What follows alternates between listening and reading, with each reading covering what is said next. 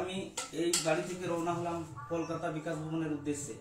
আজকে আমরা জানি আমরা আজকে যোগ্য শিক্ষকরা চাকরি হারা, যোগ্য শিক্ষক আজকে আমরা চাকরি হারা। আমরা এরকম হাজার হাজার আমরা শিক্ষক আছি যিনারা 3-4টা এসএসসি পাস করার পরও আজকে আমরা চাকরি হারাতে হয়েছে। তার জন্য দায়ী আমাদের দুর্নীতি নেতা মন্ত্রীরা এবং যে দুর্নীতি এসএসসি, দুর্নীতি মধ্যশিক্ষা পর্ষদ এবং দুর্নীতি বিকাশ ভবন, যার জন্য আজকে আমরা চাকরি হারিয়েছি। এই চাকরি যাতে ফেরানোর জন্য আজকে আমি মায়ের কাছে আশীর্বাদ নিয়ে বাড়ি থেকে বেরোচ্ছি এবং সঙ্গে আমার যে শাশুড়ির নাম আছে সেগুলো নিয়ে যাচ্ছি। আজকে আপনারা জানেন দেশের জন্য, আজকে দেশকে রক্ষার জন্য আমাদের অনেক সৈনিক শহীদ হয়েছেন। ওনাদের উদ্দেশ্যে ওনারাও আত্মা কামনা করি এবং ওনাদের যাতে আমাদের দেশের জন্য ওনারা বীরের সঙ্গে লড়াই করেছেন এবং আমাদের দেশকে রক্ষা করেছেন, ওনাদের প্রতি আমাদের শ্রদ্ধা। এবং তার সঙ্গে সঙ্গে আজকে আমাদের সাঁওতালের যে শিকার এখন জোর কদমে চলছে, বিভিন্ন অযোধ্যা সুতানটাঁড়িতে এখন জোর কদমে শিকারীরা শিকার করতে গেছেন, ওনারাও সুন্দরভাবে বাড়ি ফিরে আসুন এবং সৈনিকরাও সুন্দরভাবে যুদ্ধে জিতে বাড়ি ফিরে আসুন এবং এটা আমি কামনা করি। আজকে আমরাও যুদ্ধে নেমেছি, একটা বিরাট যুদ্ধ। যে যুদ্ধ হচ্ছে আমাদের এই যে সরকার যে চিন্তা ভাবনা যে এই শিক্ষা ব্যবস্থাকে তুলে দেওয়ার জন্য, সেই শিক্ষা ব্যবস্থা তুলে দেওয়ার জন্য আজকে অর্থাৎ আমাদের চাকরি হারাতে হয়েছে। এরকম অনেক ভবিষ্যৎ প্রজন্ম যাতে শিক্ষা আলোয় পৌঁছাতে না পারে সেই ব্যবস্থা উনি করছেন, আমরা সেটা করতে দেব না। আজকে আমি বেরোচ্ছি, আমার সমস্ত তীর ধনুক নয়, আমার অস্ত্র নয়, আমার যে সাজ সরঞ্জাম আছে সেগুলো নিয়ে আমি বেরোচ্ছি। আমার এই জিতে বাড়ি ফিরবো এই আশা নিয়ে বাড়ি থেকে বেরোচ্ছি।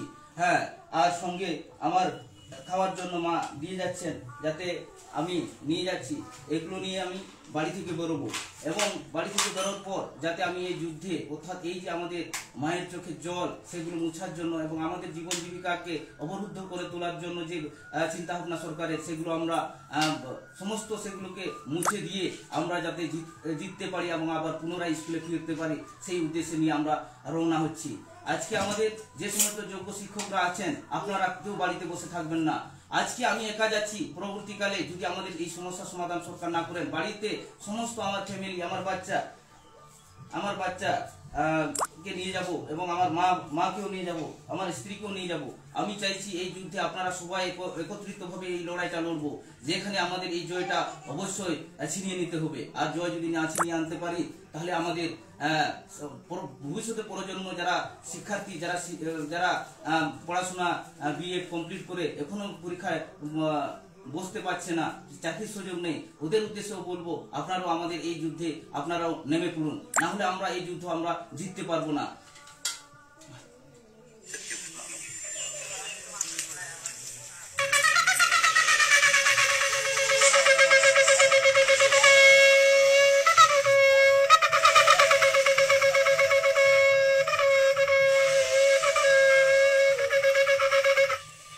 আমরা সবাই আসুন, একত্রিতভাবে আমরা যুদ্ধটা চালিয়ে যেতে পারি এবং আমরা এই যুদ্ধটা জিততে পারি।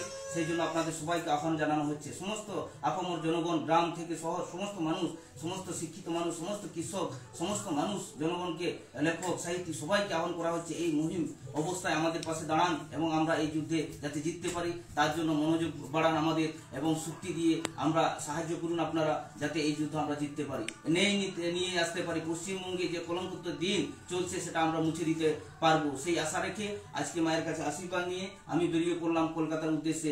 বিকাশ ভবন আজ ঘেরাও কর্মসূচি কালকে আছে, সেই হিসাবে শিক্ষা দপ্তরে ঘেরাও কর্মসূচি আছে, সেই ঘেরাও কর্মসূচিকে সাফল্য করার জন্য আমি বেরিয়ে পড়েছি।